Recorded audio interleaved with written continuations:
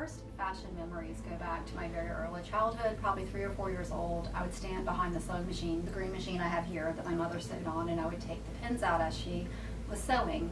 Not long after, when I was about 5 years old, I got this pink machine. It's a Sears child sewing machine that I started making my own skirts and wearing them to kindergarten. The first one I made was this skirt out of a fabulous double knit polyester 1973 with matching stripes.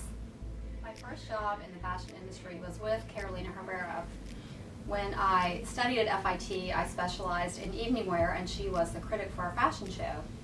When Mrs. Herrera came in to do the critique, she told my teacher that she pointed to my garment and said, "This student is graduating, we're hiring." Within a few hours, I had the address and an interview set up. The next day, I was running up 7th Avenue with my portfolio to go interview with Carolina Herrera. I was in absolute utter awe and shock being some Louisiana 4-H seller that was on her way to interview with Carolina Herrera. When I was hired with Carolina Herrera with my first job, my title was design assistant.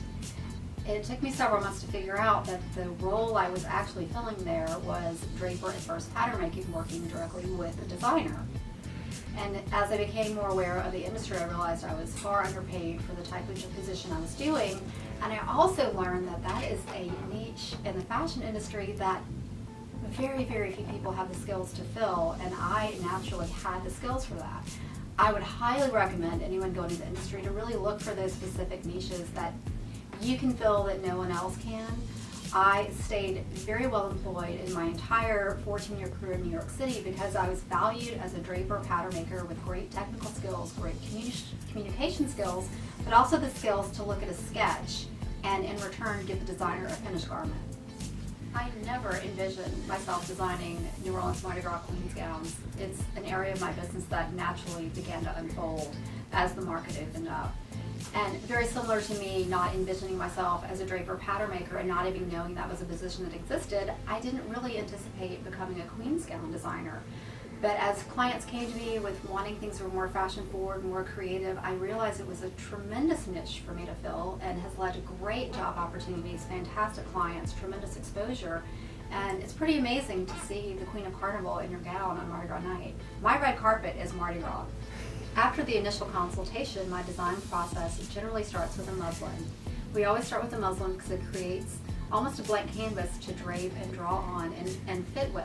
And I build a foundation that supports the garment on the inside. We drape the muslin over it. Very often I'll sketch, or I may drape first. There's some instances where draping it before you sketch works better. Other times the sketching first works. And the whole design process is so malleable. Just because you put it on paper doesn't mean it will actually work three-dimensionally on a real proportionate human figure. So very often there is some design manipulation that will happen between the sketch and the actual finished garment. And I found that to hold true whether I'm working here in my studio or working for designers in New York.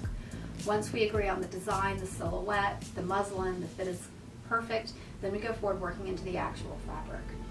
If we start it with a really well done muslin with a great fit, the client already has her shoes, everything's good to go, I can often do one fitting in the actual fabric and it's right on target.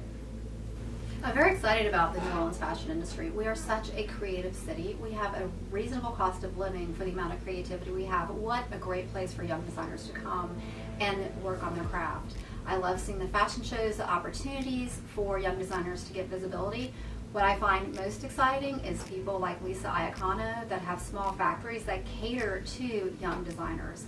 I love seeing someone like Jolene Elizabeth develop their product and actually design, market, sell it all right here in New Orleans. So what the New Orleans fashion industry is bringing is just helping connect everyone and bring more awareness.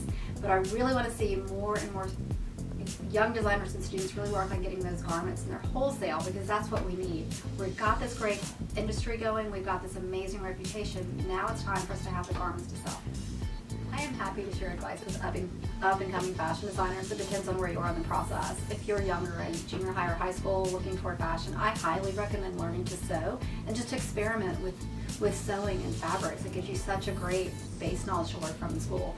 If you're in school studying fashion, really pay attention to what you see in the news. It's amazing what you can see on style.com and so many media outlets that when I was growing up and I was studying fashion were not available to me at all.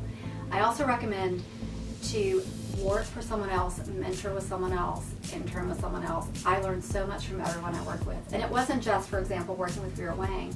I also learned from Chavez the cutter, Sahela the other pattern maker, who's from Turkey with a world of experience. I learned from the other designers, the other sewers. I just absorbed from every person I was around. So it's not just the designer, it's everyone you're exposed to during an internship or a job that can really help you out.